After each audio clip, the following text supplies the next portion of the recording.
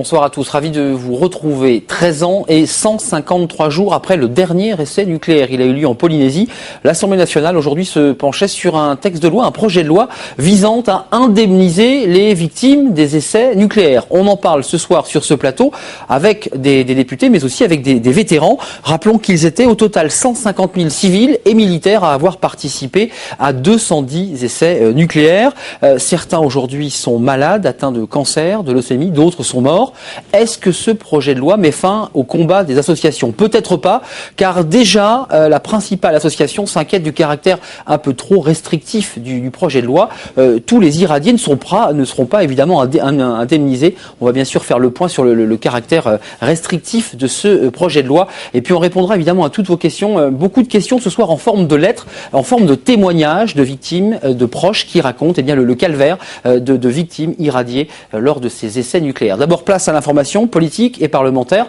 On retrouve Katia Gilder comme chaque soir et puis on se retrouve dans une dizaine de minutes pour parler des irradiés, victimes de ces irradiations nucléaires. À tout à l'heure.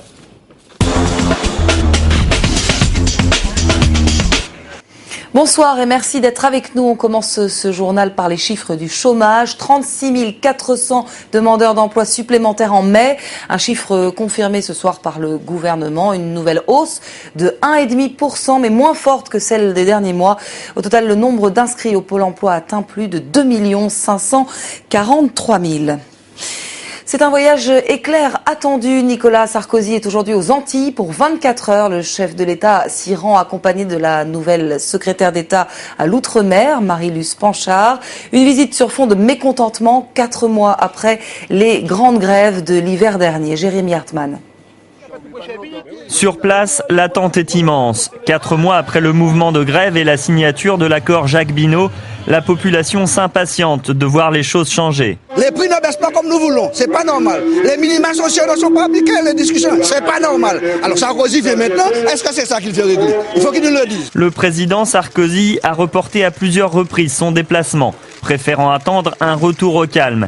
Il arrive avec la toute nouvelle secrétaire d'État à l'Outre-mer, Marie-Luce Panchard. 3 jours avant son départ, le chef de l'État s'est adressé devant le Congrès aux Français d'Outre-mer. Comment pourrait-il se sentir pleinement citoyen de notre République si notre République tient si peu à leur égard la promesse d'égalité qu'elle fait à tous les citoyens? Avant l'arrivée du président de la République, les syndicats tentent de relancer la mobilisation.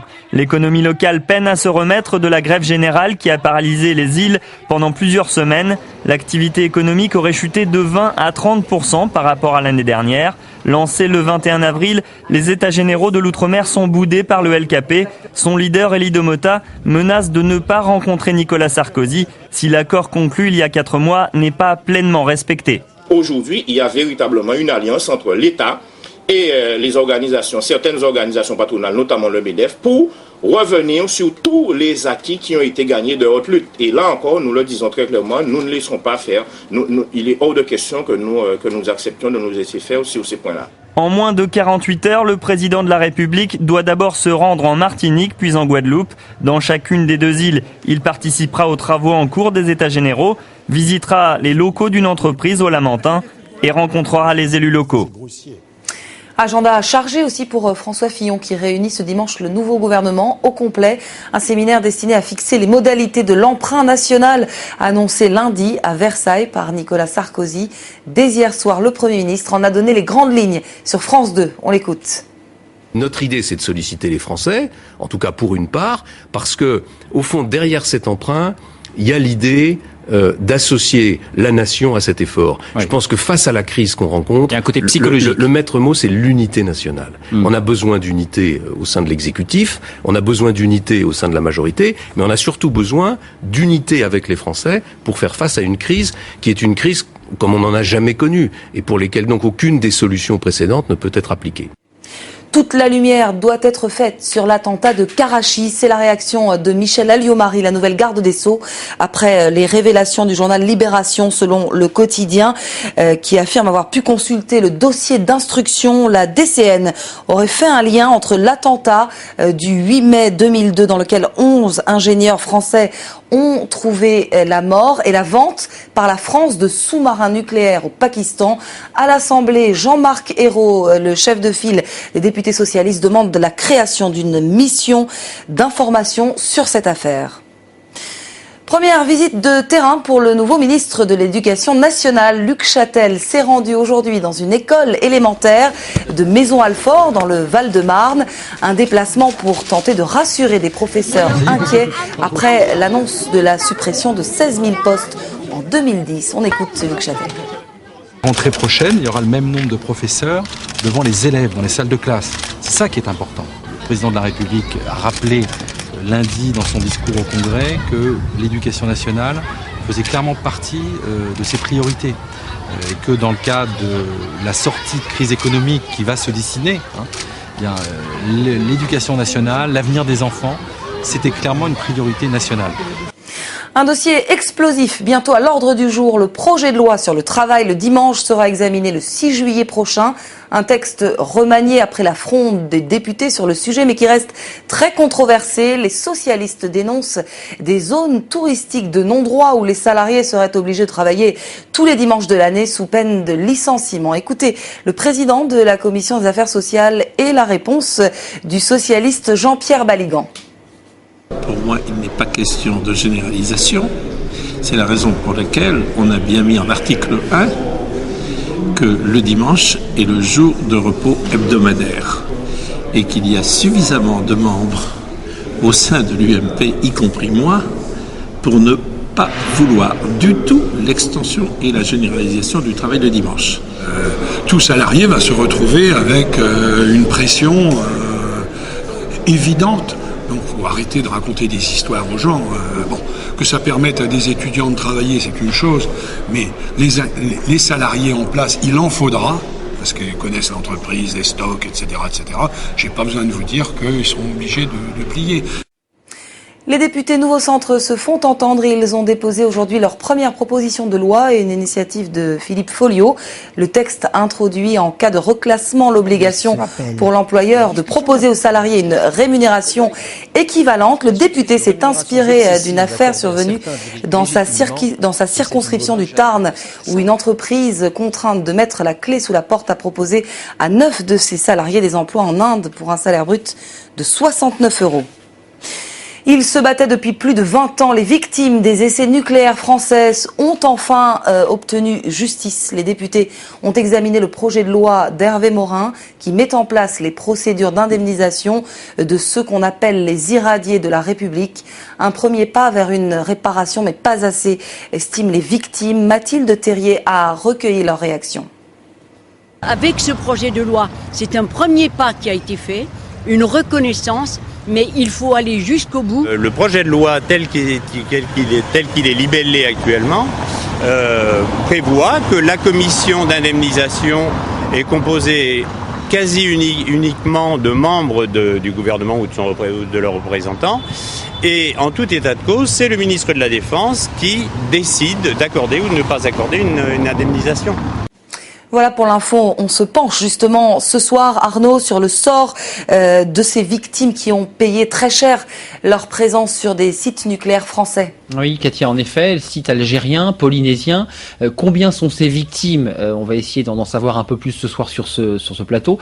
Certaines sont mortes, d'autres sont malades. On les découvrira au cours de cette émission. On va bien sûr se pencher sur le projet de loi, sur son ossature, sur le fait ou pas d'ailleurs que les associations soient satisfaites ce soir. On leur posera la question. Et puis on viendra évidemment sur la question de l'indemnisation. Elle est importante. Quelle est la somme allouée aux victimes ? Combien pèse la vie, excusez-moi d'être trivial, mais combien pèse la vie d'une victime de ces irradiations ? Des victimes qui réclament, au-delà de l'indemnisation, la reconnaissance. On en parle avec vous parce que beaucoup de questions posées ce soir sur le site forum www.lcpn.fr, plus que des questions, des lettres, des véritables courriers, de témoignages. On essaiera évidemment de répondre à vos questions, des témoignages. assez dramatique d'ailleurs de victimes ou de proches qui racontent l'histoire de victimes d'irradiation nucléaire. Et puis avec nous devant leur web caméra, nos sentinelles citoyennes, avec nous Jean-Luc, vétéran, on les appelle comme cela, marin qui a travaillé en Polynésie, il nous parlera de Bergerac, et puis Jean-Pierre Masson, vétéran, lui aussi, je vous avais dit ce soir qu'on donnerait la parole aux vétérans, il nous parlera de Bondoufle, c'est près d'Evry, on écoutera évidemment leurs sentiments. Avec nous quatre acteurs de ce dossier, d'abord 2 acteurs qui ont vécu le dossier de l'intérieur dans l'hémicycle toute cette journée, Patrick Calmejane, bonsoir, député UMP de Seine-Saint-Denis, auteur d'un rapport justement consacré à ces victimes, et puis aujourd'hui vous rapportiez ce projet de loi, vous êtes battu bec et ongle sur ce dossier. Face à vous, Jean-Patrick Gilles, bonsoir. Vous étiez dans l'hémicycle, vous défendiez vous aussi des amendements sur un certain nombre de points extrêmement précis. Vous êtes très investi sur ces questions, assez proche de l'association Aven, on en parlera dans quelques instants. Je rappelle que vous êtes député socialiste d'Indre et Loire. Et puis avec nous Michel Verger, je parlais de l'Aven, vous êtes le président de cette association des victimes des essais nucléaires. Je rappelle que vous étiez en 1960. Vous aviez 20 ans à l'époque, vous avez été envoyé en Algérie et vous avez participé très concrètement à des essais nucléaires. On écoutera votre point de vue très concrètement ce soir. Est-ce que vous êtes satisfait de ce projet de loi? Puis enfin avec nous Jean-Philippe Desbordes, bonsoir. Bonsoir. Vous êtes journaliste, enquêteur, réalisateur à la télévision, réalisateur de ce film Les Irradiés pour la France, réalisé en 2004, diffusé dans l'émission Pièces à conviction, et puis auteur d'un livre qui est une véritable somme, un travail d'historien. Là, vous avez dépassé vos compétences de journaliste. Atomic Park, à la recherche des victimes du nucléaire. Vous les avez comptées, puis vous racontez une somme d'anecdotes passionnantes. Vous êtes retourné dans les archives. On en parle avec vous, c'est 10 ans de travail. Merci d'avoir répondu à notre invitation. Alors, avant de parler des secrets du nucléaire, regardons ce que contenait ce projet de loi. Retour sur ce texte qui a été débattu aujourd'hui à l'Assemblée nationale avec Jonathan Boisset. Reconnaître et indemniser les victimes des essais nucléaires, objet du projet de loi. Ce texte vise à proposer une indemnisation aux personnes souffrant d'une maladie liée à l'exposition aux essais nucléaires. Cela concerne 150 000 travailleurs, civils et militaires, qui ont résidé ou séjourné entre 1960 et 1967 dans le Sahara algérien ou entre 1966 et 1998 en Polynésie française.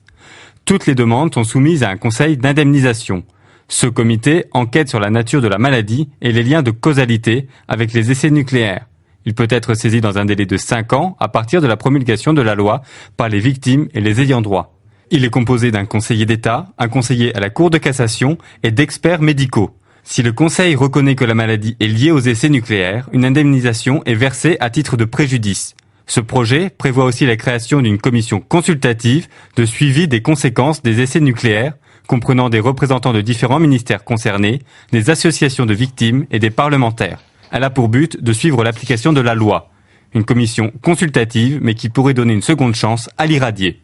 On va revenir évidemment sur la proposition d'organisation pour répondre à une demande, parce que c'est une très longue saga, mais Patrick Calmejane, quand on travaille sur le dossier, on découvre qu'il y a plein d'autres pays qui se sont penchés sur la question, notamment les États-Unis. Et en 90, les États-Unis, de manière très solennelle, par la voix du Congrès, se sont excusés pour tout simplement les erreurs commises par leur pays. Pourquoi la France ne fait pas la même chose de manière plus solennelle et aussi solennelle ?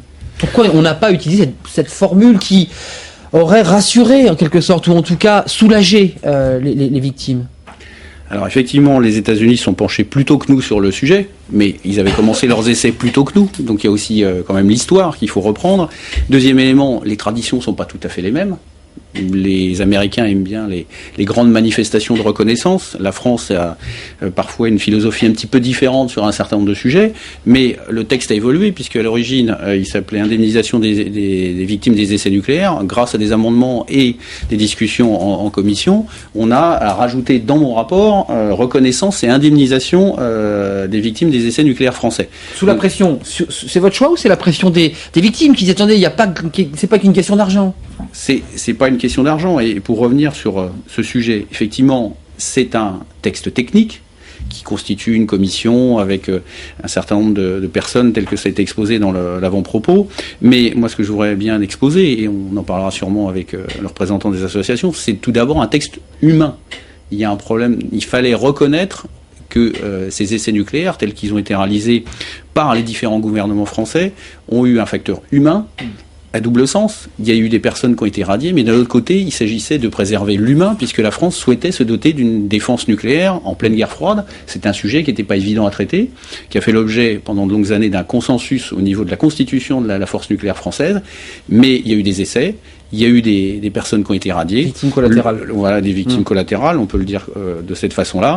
Le gouvernement de Nicolas Sarkozy, François Fillon et avec Hervé Morin avait dit qu'il présenterait un texte rapidement sur ce sujet, puisqu'il y a eu 17 propositions de loi qui avaient été faites sur les dernières années. C'est le cas. Moi, en tant que rapporteur, je suis heureux que ça puisse se mettre en place. Et maintenant, on peut rentrer dans le détail du sujet, mais c'est d'abord un texte pour des réparations humaines, et puis il y a tout un volet technique qu'on va aborder. Jean-Patrick Gide, sur la notion symbolique, on va revenir après sur l'organisation, puis les détails sur lesquels vous vous êtes battu une bonne partie de l'après-midi, mais sur le caractère symbolique et cette volonté de reconnaissance, est-ce qu'il fallait en faire un peu plus sur le plan symbolique, avec des mots?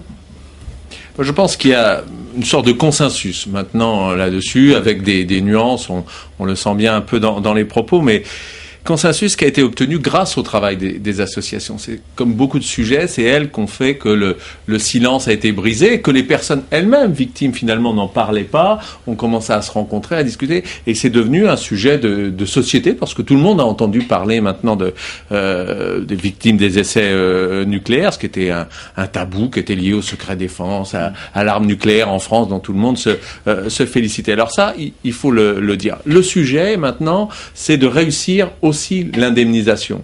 Donc, il y a une sorte de compromis. Il n'y a pas que le symbole non plus. Voilà, c'est une manière de dire ça. Il n'y a pas que le symbole. Et c'est vrai que nous, on s'est engagé dans cette démarche d'un point de vue pragmatique, constructif, pour faire évidemment qu'il y ait la reconnaissance, mais aussi qu'on arrive à une indemnisation juste pour tout le monde.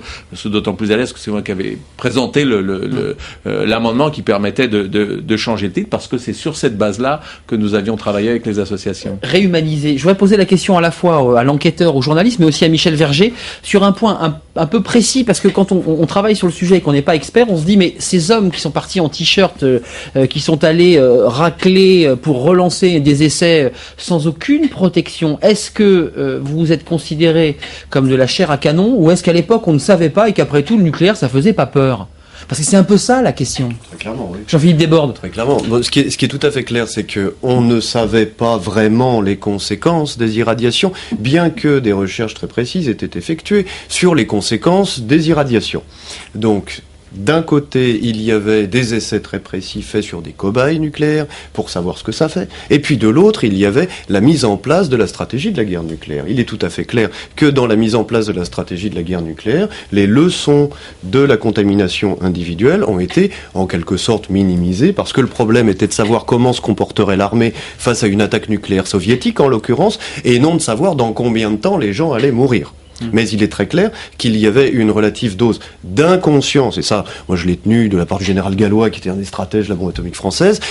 On n'avait pas conscience, et on n'avait pas envie non plus d'avoir réellement conscience des choses. D'euphorie comme ça, d'essai, il fallait avancer, il fallait... Michel Verger, vous aviez ce sentiment, vous aviez 20 ans. Comment vous viviez ce moment-là? Le moment où, entre guillemets, vous avez été irradié? Tout d'abord, je rejoins ce que disait Jean-Philippe Desbordes.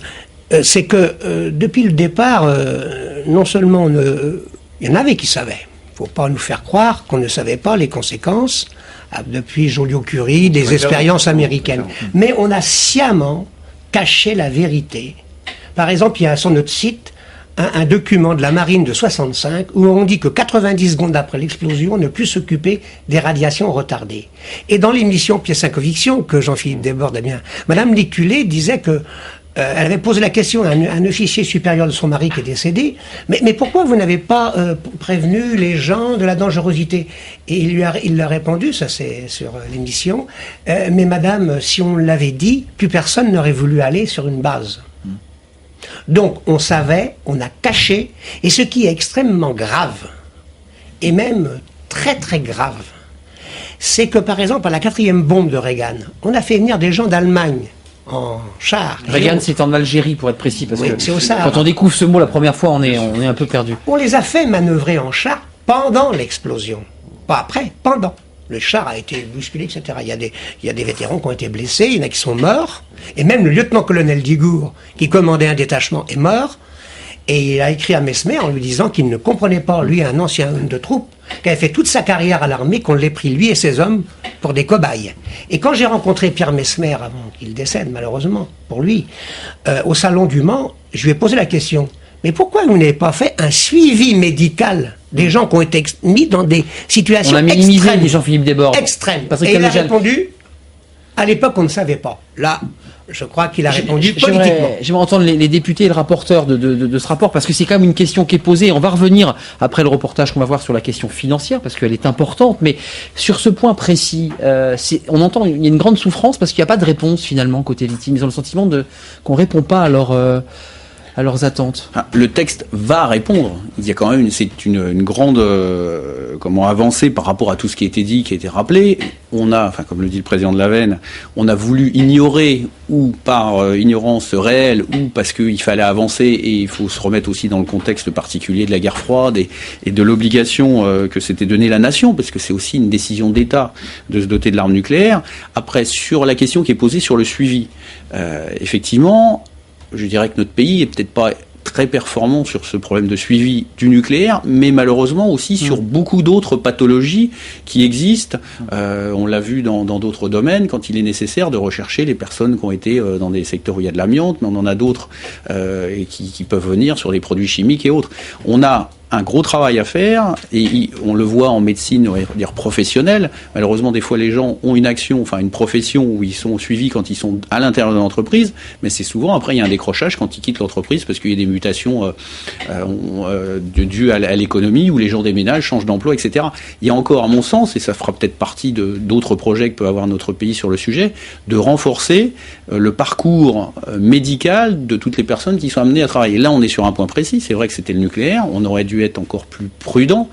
On constate l'histoire, on n'a pas été bon sur le sujet, il faut prendre la mesure de la chose, il faut tirer les leçons et toujours s'améliorer, c'est aussi le but de tous ces textes. J'ai un reportage à vous montrer. Incontestablement un mensonge d'État sur ce sujet, un mensonge de l'armée. Je pense qu'il y avait des niveaux d'information différents selon les responsabilités, etc. Il y a eu des choses cachées, il y a eu des missions, des choses qui étaient secrètes, des gens qui étaient, vous l'avez dit, vous avez utilisé le mot de cobaye. Après, il y a une autre difficulté, je crois que vous l'avez pas dit, mais faut le dire, c'est qu'après il y a une gêne de tout le monde parce que tous les gouvernements de droite comme de gauche pendant une période ont fait des essais nucléaires, c'est ce qui a bloqué évidemment, ce qui a mis tout le monde en difficulté. Et c'est pour ça que je pense, et c'est en tout cas moi c'est un peu l'idée qui m'anime, qu'on devrait essayer collectivement d'arriver à réparer. Je sais pas s'il faut aller jusqu'à une forme de repentance, que je sais que ça ressemble un peu à ça. On entend ça un peu. Il faut pas faire ça. Mais la réparation doit être collective.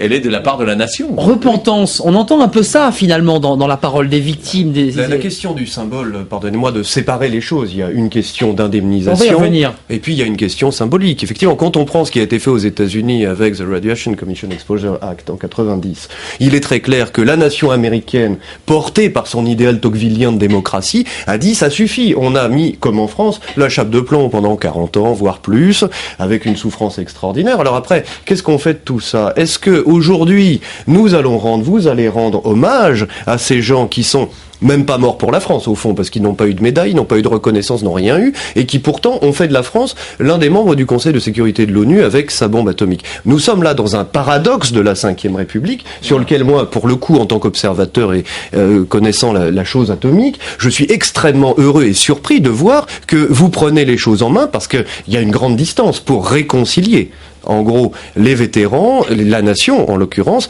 et le nucléaire aujourd'hui. Je voudrais juste vous montrer Jean-Pierre Masson qui est avec nous devant sa webcam, un de nos sentinelles qui est un vétéran, vous en parlez, mais j'aimerais vous montrer ce reportage pour prolonger ce qu'on vient d'entendre, notamment du président. Reportage, tout simplement témoignage d'une femme. Alors, vous n'avez pas été malade, vous n'avez pas atteint, vous avez des maladies de peau et des maladies cardiovasculaires. La personne qu'on va voir dans quelques instants a plusieurs cancers, elle est atteinte de maladies graves. Elle était à Mururoa, vous allez le voir. Pendant 2 ans, elle travaillait pour le CEA. Regardez ce reportage, ce témoignage réalisé par Germain Andrieux.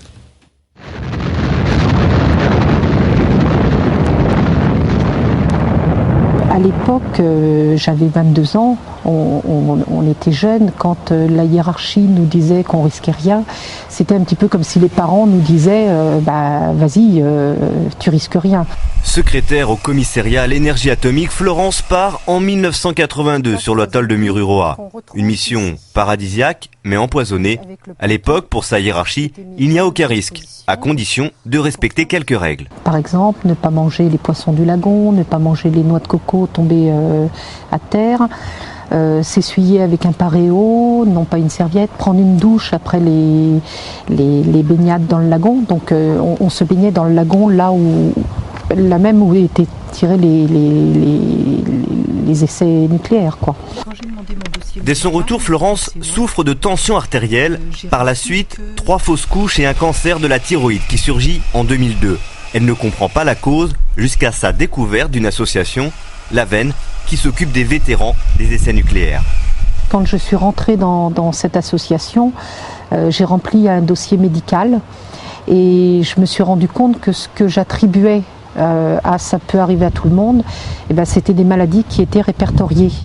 Ma fille, la plus jeune, il lui manque 8 dents définitives, donc c'est quelque chose qu'on retrouve beaucoup chez les enfants des adhérents. Elle a eu des déformations d'os. La grande a des problèmes ovariens, de kystes qui apparaissent, qui disparaissent. Elle a la maladie de Raynaud, donc toutes les extrémités des membres qui se refroidissent, le sang ne circule pas. Et donc ce sont des maladies qu'on retrouve dans les maladies répertoriées comme étant maladies radio-induites. C'en est trop. Florence dépose alors une plainte contre X et une plainte pour faire reconnaître son cancer comme maladie professionnelle. Elle perd une première fois, mais finit par gagner en appel sur un vice de procédure. Lorsque j'ai gagné mon procès, c'est vraiment sur le vice de forme, et le CEA, qui était mon employeur à l'époque, est mis hors de cause. Et ça, c'est dérangeant.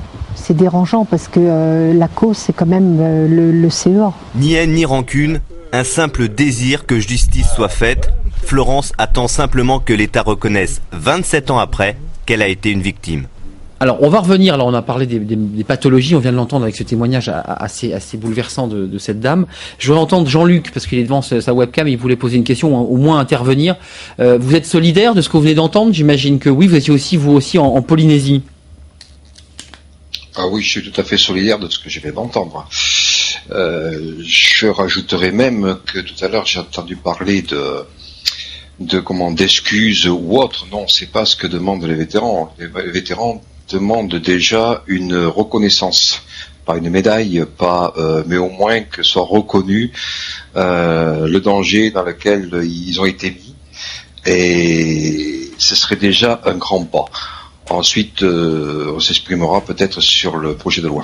Bon, une question concrète, parce que malheureusement, on n'a pas 3 heures d'émission, c'est un débat extrêmement vaste, mais il y a quand même une question, on vient de traiter la question symbolique, il y a une question d'indemnisation. J'aimerais qu'on rentre un tout petit peu dans le concret, parce que dans l'hémicycle, vous n'avez pas évoqué le montant de l'indemnisation. Combien, excusez-moi de le redire d'une manière un peu triviale, mais combien vaut une personne irradiée qui a été reconnue irradiée?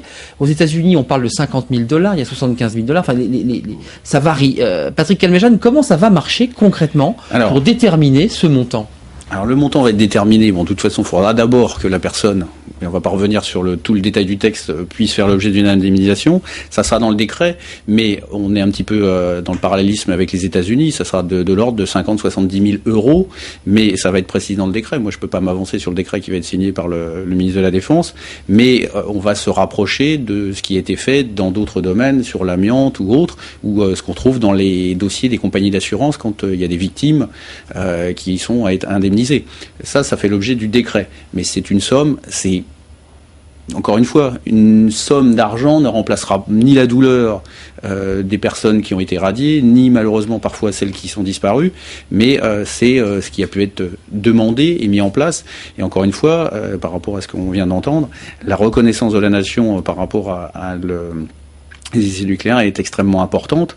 La somme, je dirais pas qu'elle est marginale, elle est importante puisqu'elle permettra à des personnes parfois de faire face à un certain nombre de dépenses ou de familiales ou autres. Mais le plus important, ça a été quand même cette reconnaissance. Après, le incomplète, dossier, quand on entend les réactions des vétérans, ça suffit pas en tout cas. C'est une première étape, ce dossier. Et c'est pour ça qu'on y reviendra peut-être tout à l'heure. Il y a une commission de suivi qui pourra faire des propositions dans la suite de l'application de ce texte. Jean-Patrick Gigé, un mot, parce qu'on vient d'entendre là le calcage sur éventuellement le modèle, puisqu'il y a un décret qui va prolonger le projet de loi, mais on lit aussi quand même que les critères de choix pour indemniser, moi je parlais de 150 000 personnes irradiées, apparemment on en est très loin, il n'y aura pas 150 000 personnes qui vont être indemnisées, enfin ou je me trompe là. Il n'y en a peut-être pas 150 000 indemnisées, mais la question sur laquelle on est, c'est qui va être indemnisé. Selon la procédure, qui va être indemnisé. Si on fait un calcul rapide par rapport aux chiffres qui vient d'être annoncé, il y a 10 millions de prévus pour le moment. On a dit qu'il y en aurait d'autres. Ça fait 200 personnes indemnisées. Alors, on dirait aujourd'hui, les gens sont dans des lourdes procédures qui n'aboutissent pas. On sait qu'il y a plusieurs centaines déjà de procédures lancées. Si déjà on peut débloquer ça serait une bonne chose. C'est ce qu'a annoncé le ministre, quelques centaines. Nous, on pense que c'est quand même beaucoup plus large que ça. Et c'est pour ça que cet après-midi, vous l'avez vu, il y a eu des moments de tension sur le fait qu'on n'est pas d'accord sur la procédure qui a été retenue. On n'est pas d'accord sur les principes qui sont énoncés oralement. Il y a un accord. Mais après, quand on dit comment ça va marcher, qui détermine, on n'est plus d'accord. C'est pour ça que nous, on aurait préféré qu'il y ait le principe de présomption d'origine, de lien de causalité, soit marqué. Il est évoqué, mais il est pas mis. Donc là, on est dans un processus. Lien de causalité, excusez-moi pour ceux qui nous regardent, ça veut dire qu'officiellement, quand on a été... La personne bénéficie. Vous avez une maladie, vous étiez dans la zone, on dit, a priori, vous devez être indemnisé, et on renverse la charge de la preuve. C'est à l'État de faire la démonstration. De prouver qu'il ne l'est pas. Que ce n'est pas vrai, et dans le comité d'indemnisation. Et c'est là qu'on a une grosse inquiétude, parce que le comité d'indemnisation, les gens pensent que c'est une structure, j'ai bien entendu ce que disait le reportage, une sorte de structure indépendante, etc. Mais on a découvert dans le décret qu'il était composé uniquement de personnes représentant les ministères. Donc là, on s'est dit, le dispositif est un peu verrouillé, c'est-à-dire que c'est des gens du ministère qui vont émettre un avis, si c'est des scientifiques, ils vont sûrement le faire raisonnablement, il n'y a pas de suspicion. Il y a le comité de suivi quand même. Et c'est le ministre qui décide derrière. Il y a le comité de suivi, il y a les députés qui vont suivre. Commission de suivi, c'est autre chose. Michel, comment vous regardez cette question? Parce qu'elle est cruciale. Il y a le volet symbolique et de la reconnaissance. On en est loin. Puis il y a aussi la question du nombre d'indemnisés. Vous les avez répertoriés, vous les irradiés? J'ai passé beaucoup de temps, effectivement, à rechercher les victimes, soit des essais nucléaires militaires, soit des centrales nucléaires civiles, etc. Bon, c'est très difficile de mettre un chiffre précisément en raison d'une modélisation du savoir lié à la contamination. C'est-à-dire, à partir de quel moment est-on contaminé? C'est-à-dire que ce sont des pathologies radio-induites qui sont des pathologies multifactorielles ou polyfactorielles, relativement complexes. Tout comme cette dame. Tout comme celle. Alors, ce qui est important, c'est qu'au plan du droit, puisque là, on a une inversion du droit nucléaire, qui est quand même qu'une construction abstraite au départ. Le droit nucléaire, là, s'inverse et dit, effectivement, ce n'est plus à vous d'apporter la preuve que vous avez été. Vous avez donc une présomption d'imputabilité au départ, si je vous ai bien compris. On aurait aimé qu'elle soit inscrite dans la loi. Davantage, plus noir sur blanc, écrite. Voilà. Comme l'ont fait les anglo-saxons. Ça, c'est essentiel. C'est le début d'un nouveau droit dans le cadre de la reconnaissance des victimes. Le danger, c'est quoi? C'est parce qu'on ferait exploser l'indemnisation? Il y aurait des risques de surcoût? Le ministre a une automaticité. Ce n'est pas le sujet. Un guichet, quoi. Après, la question, c'est combien de victimes? Enfin, honnêtement, c'est combien de victimes? La difficulté, elle est autant technique que médicale. On peut développer des cancers, c'est expliqué en séance cet après-midi. On peut développer des cancers sans avoir été irradié. On peut aussi ne pas avoir de cancer en étant irradié. Il n'y a pas de seuils qui ont été précisés dans le texte, parce qu'on aurait pu aussi avoir un long débat sur le sujet en disant vous avez eu un tel dosage, vous rentrez dans le dispositif. Ah oui, un seuil de dosage qui permettrait... Là, ça n'a pas été abordé. C'est quand même une bonne chose. Par contre, on demande à ce que les gens correspondant à la liste, s'ils ont développé une maladie radio-induite et correspondant à la liste UNSCAR, c'est une liste qui vient des Nations Unies, qui est quand même une liste relativement large, qui est plus large que celle concernant les maladies professionnelles. 13 pathologies, c'est ça? Oui, 13 pathologies. Les cancers, bon, mais si un jour il y a des choses, ça a été évoqué tout à l'heure, s'il y a d'autres maladies, et c'est tout l'intérêt de la commission de suivi, s'il y a des choses, si des avancées de la science permettent de démontrer que quelqu'un qui a été radié a développé d'autres pathologies, ça pourra éventuellement être intégré. Et après, il faut que la personne démontre qu'il était dans la zone des essais et qu'il est resté un certain nombre dans la période qui était prévue dans le texte. Il fallait bien quand même se donner un cadre. Parce que inverser, je comprends c'est peu quand même 200, excusez-moi, on va donner la parole aux internautes, mais c'est quand même peu là, les 200 personnes qui pourraient être indemnisées par rapport aux 15 000, j'imagine qu'il y en a beaucoup plus. Michel Verger, puis nos internautes. Oui. C'est plus, est-ce que vous êtes inquiet sur ce point? Tout à l'heure, on a parlé de repentance ou de reconnaissance. Moi, ce que me scandalise, c'est que dans le projet de loi, Alors, je dirais d'abord que le projet de loi, c'est une étape. C'est quelque chose qui est... on reconnaît que la dangerosité des essais. Mais quand on regarde le contenu du projet de loi, et qu'on parle de repentance et de reconnaissance, comme le disait Jean-Patrick Gilles, la commission d'indemnisation, ce ne sont que des gens qui ont été nommés par la défense. Et c'est le ministre qui prend la décision. Et qu'est-ce qu'on exclut de cette commission d'indemnisation ? Elle n'est pas indépendante. Les victimes. D'accord. Les victimes sont exclues. Vous, c'est-à-dire ? Oui, nous. D'accord. Alors, on parle de reconnaissance. Eh bien, dans le titre du projet, il y a marqué reconnaissance, et hop, on nous vire. Et dans la commission de suivi... Alors, il y aura des députés, je veux juste le dire. Il y aurait des représentants, à l'initiative de députés de gauche comme de droite. Il était prévu, cette commission de suivi, que nous en fassions partie, et cette commission était chargée d'organiser le suivi médical des personnels et des populations. Et dans le projet, ça a disparu. Alors, comme M. Marcel Joyen de la Gravière reconnaît sur un plateau de télé récemment qu'effectivement on a eu tort de ne pas faire de suivi médical, je vois que dans cette commission de suivi, et là, eh bien, c'est exclu. Il n'y a plus de suivi médical. Michel, deux collègues à vous, Jean-Luc et Jean-Pierre, parce qu'on a découvert Jean-Pierre à l'image, mais le son ne fonctionnait pas. Donc d'abord, Jean-Pierre, parce qu'on ne nous a pas entendu, je vous salue. Et puis Jean-Luc, question courte ou intervention courte pour qu'on puisse avancer dans le débat. D'accord. Les propos de Michel Berger, tout simplement parce que la reconnaissance passe évidemment déjà par le fait qu'on soit véritablement reconnu en tant que victime. Écoutez, ce qu'on peut dire, c'est que c'est vraiment un précédent au niveau de l'État. Nous sommes, dans les dossiers de santé publique qui sont examinés, nous sommes les seuls, association de victimes à ne pas être représentées dans ce type d'instance. Donc c'est vrai que c'est pas normal. Et donc la reconnaissance, elle passe déjà et en priorité par là, effectivement. Oui. Jean-Luc, votre point de vue sur cette question-là, parce qu'il est important que les associations et l'association Aven soient présentes pour aussi aiguillonner. Comment vous regardez cette situation ? Je ne peux que soutenir ce que vient de dire Michel Berger et Jean-Pierre Masson. C'est un projet de loi qui est vide de toute substance d'exécution dans la mesure où l'État reste juge et partie. Voilà. Et la commission de suivi n'a qu'une valeur tout à fait symbolique. Il fallait un projet de loi, il fallait un texte de loi. Bon, mais messieurs, vous l'avez. En gros, c'est ce qu'on nous dit. Messieurs, vous l'avez. Bon, maintenant... on décidera par nous-mêmes. C'est même pas une question de défiance vis-à-vis de l'État actuel. C'est même pas une question de défiance vis-à-vis de Monsieur Moret. C'est une question de défiance dans le sens général.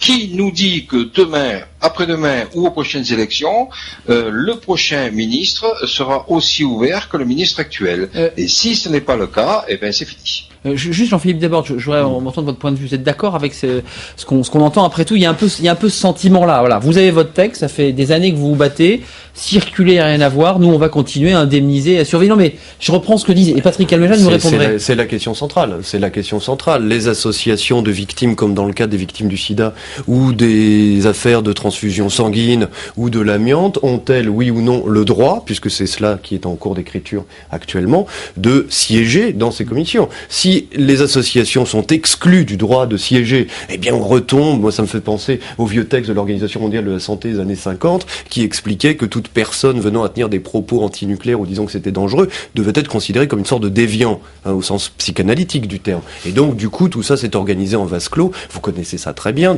c'est un État dans l'État qui fonctionne tout seul sur des pathologies qui sont d'autant plus complexes que seuls les gens spécialisés là-dedans, à part quelques médecins qui ont pris leur liberté de parole en entrant en dérogeance par rapport à ce dogme-là, ont pu porter la critique. Bon, alors aujourd'hui, si nous jouons, et moi j'en suis encore une fois très, très enchanté, s'il s'avère que le législateur dont vous faites partie, dans son infinie sagesse, a envie de jouer le jeu de la démocratie sur ces questions de santé publique qui sont centrales. Alors, pourquoi ne pas jouer vraiment ce jeu démocratique et donc donner droit de siège aux associations? Patrick Calmejane, j'ai le sentiment, sans vous accabler, que vous aviez envie d'aller plus loin. On l'a vu tout à l'heure pour le symbole, parce que vous avez modifié d'ailleurs l'intitulé de votre rapport, en humanisant ce rapport. Est-ce qu'il ne faut pas encore aller un peu plus loin?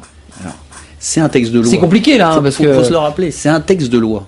Donc dans la loi, on ne peut pas faire tout et son contraire.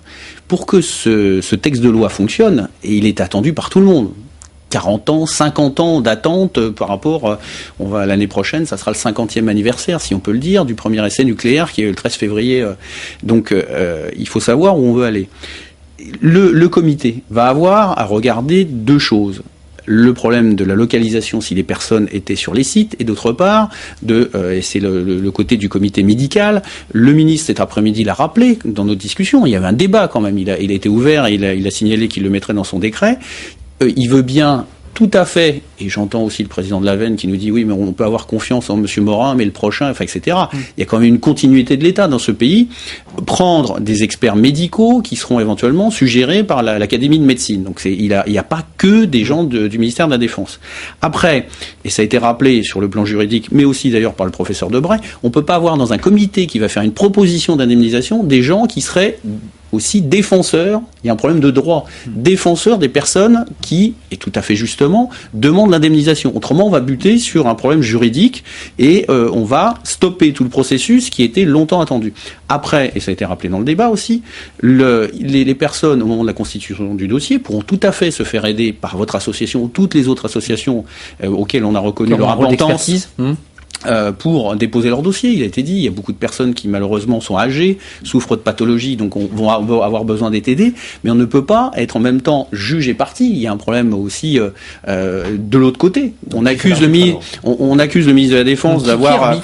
Qui arbitre, après, qui arbitre si jamais... Faut-il pas une instance neutre finalement entre l'État et les associations? L'instance neutre, d'abord. Et puis Jean-Patrick Gilles, parce il a été dit, le ministre de la Défense sera obligé de rendre public c'est son avis si jamais il dit une réponse négative, et après les voies de recours, comme dans tout le domaine d'une décision administrative, ça sera le tribunal administratif, et chacun pourra, et en plus il était noté, c'est gratuit, et c'est quand même relatif à ça. On a malheureusement beaucoup moins de temps que dans l'hémicycle, je le déplore d'ailleurs. Pour le dire en deux mots, je crois que c'est pour ça qu'on était favorable à une autre procédure, qui était celle de l'amiante, avec un fonds autonome, doté d'une autorité et d'une personnalité juridique et, j'allais dire, d'une commission d'indemnisation indépendante. Là, il y a vraiment quelque chose de choquant et qui, pour le moment, pour nous, excusez-moi d'être concret, pour les gens qui nous regardent, qui sont là, c'est simple. C'est quoi la stratégie? Excusez-moi, c'est de dépenser moins d'argent? C'est de verrouiller le système, puisque il y a le ministre nomme tous les gens. Alors ça va évoluer visiblement de la commission du comité d'indemnisation, et derrière elle lui fait une proposition et c'est lui qui tranche. Donc soit vous dites que les associations sont jugées parties, là l'État est jugé partie. C'est-à-dire qu'on dit au début il y a une reconnaissance, tout ça, voilà, on n'a pas bien fait, etc. Mais on crée un système où c'est l'État qui est jugé partie. Donc là, on a fait adopter en commission le principe contradictoire, mais il n'y est pas dans les faits. Il n'y a pas équilibre. Comment sont constitués tous nos tribunaux en France? Est-ce qu'on va remettre en cause la neutralité d'un juge, d'un conseiller d'État, d'un expert médical? Là, vous mettez pas des juges. C'est ce qu'on a demandé, nous. C'est la position minimum. On a dit au moins que la moitié des personnes soient des magistrats, qui soient indépendants du ministre. Juste un mot, parce que... Non, il y en a pas pour le moment. Jean-Patrick, juste un tout petit mot, parce que ça a été évoqué dans l'hémicycle, et Michel Verger ne va pas me contredire, mais il y a aussi une question qui est liée à l'indemnisation. C'est jusqu'où arrête-t-on l'indemnisation sur des personnes atteintes d'un cancer ou les enfants étant elles-mêmes victimes d'un cancer?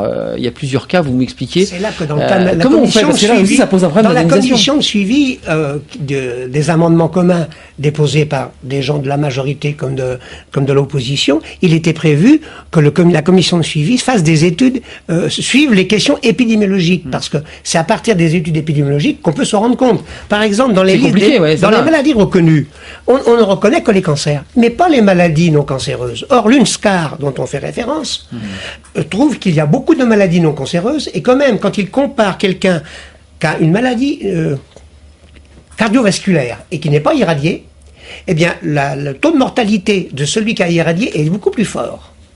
Donc, il faudrait mettre dans les listes de maladies les maladies non cancéreuses. Or, elles sont exclues.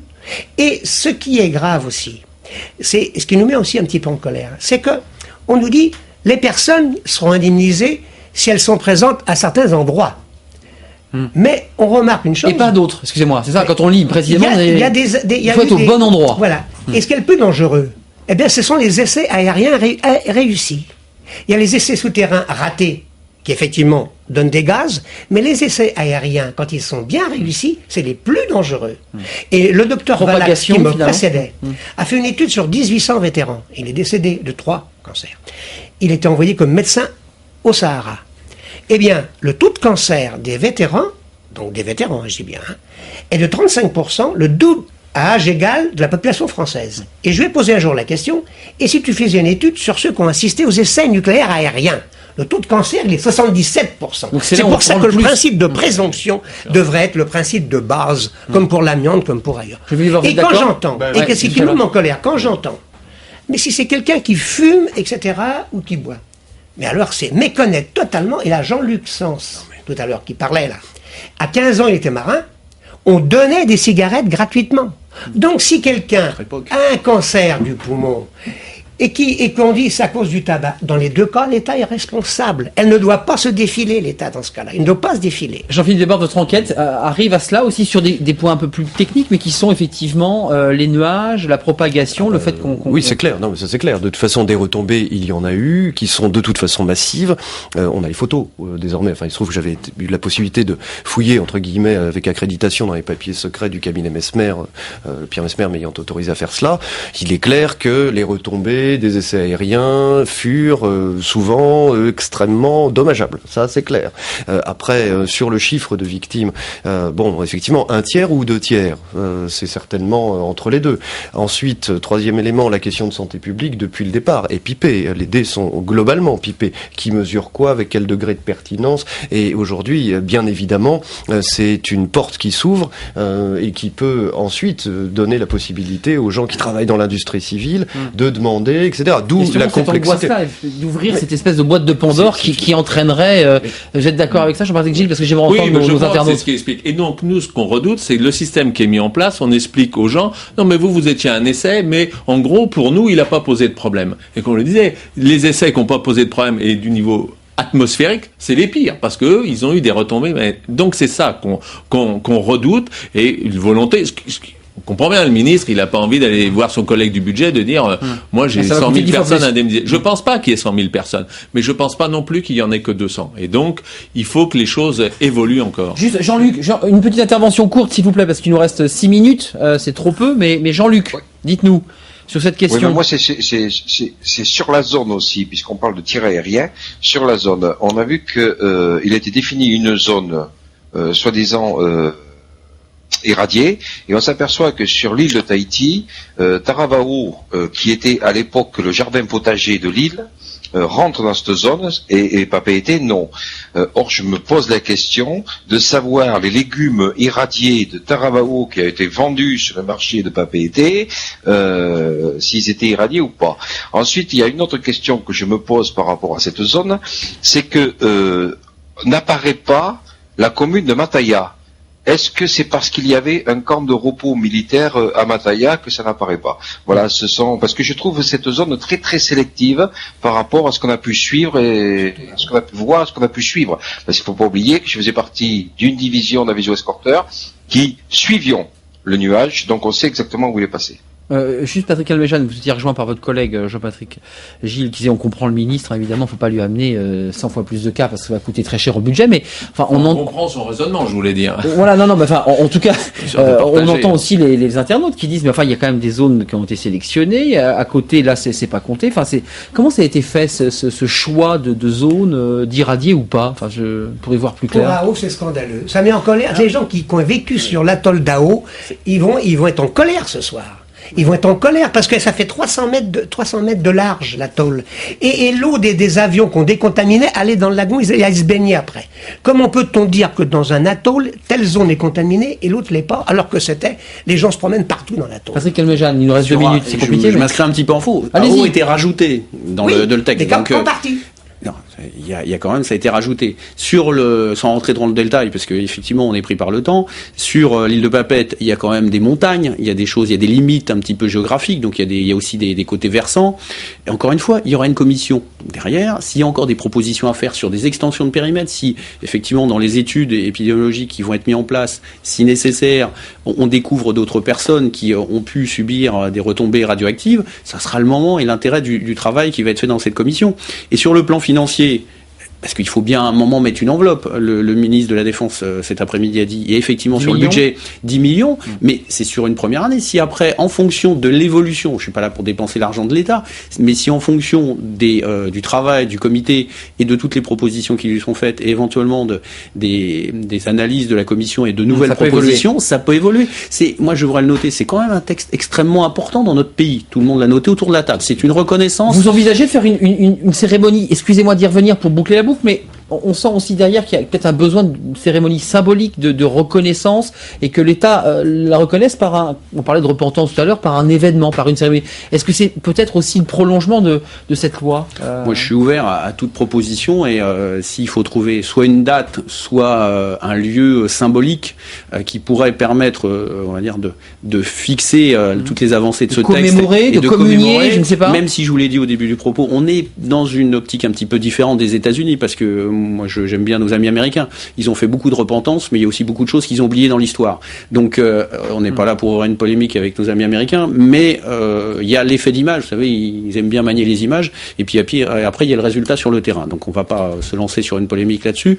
Mais si effectivement, mais ça peut être une proposition. Le texte va être promulgué par le gouvernement et le président de la République. Il peut avoir aussi un geste symbolique à la fin de ce texte quand il sera présenté au Sénat. Moi je pense que on l'a dit, la vraie reconnaissance, ça serait de mieux associer les associations qui ont fait un travail remarquable au dispositif. Et il y a une grosse déception sur la commission de suivi qui était demandée, qui est actée, mais qui ne permet pas d'organiser le suivi médical et épidémiologique de personnes quand même qui, au moins que leur sacrifice, qui est un sacrifice différé, mais au moins n'est pas servi à rien. Et là, il y a tout le matériel pour le faire. Là, je ne comprends pas qu'on n'accepte pas ça. Ce texte est une première grande étape. Jean-Philippe Desbordes, un petit mot pour donner la parole en conclusion à Michel Berger. Un petit mot pour cette question-là. Sur la nécessité, moi je vois, c'est une avancée historique. Après, sur la nécessité d'une cérémonie, moi-même en tant que réalisateur, je prépare un film justement qui rendra hommage à ces gens-là parce que je trouve scandaleux justement que l'État jusqu'à présent ne leur ait pas donné ce bénéfice symbolique justement de la reconnaissance. Et s'il y a une convergence entre la démarche d'un cinéaste et puis celle de l'État, alors du coup c'est qu'on est dans le sens de l'histoire. Michel Berger, conclusion sur le symbole. Ce que je voulais dire, c'est que ayant été sur les bases atomiques et mes camarades aussi,